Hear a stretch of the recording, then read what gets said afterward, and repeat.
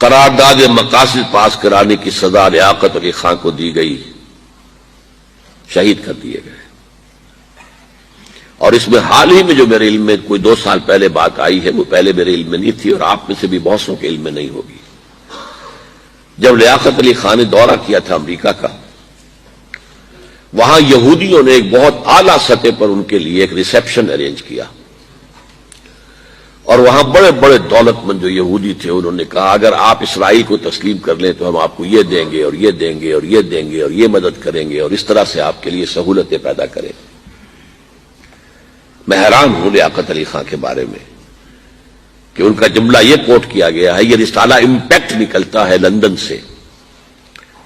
اس کے اندر کوٹ کیا گیا ہے، جینٹلمین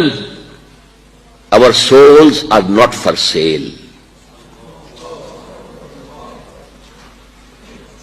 اس کی سزا ہے جو دی گئی ہے اور جس کا راز بھی فاش نہیں ہو سکا، قاتل کو فوراً قتل کر دیا گیا۔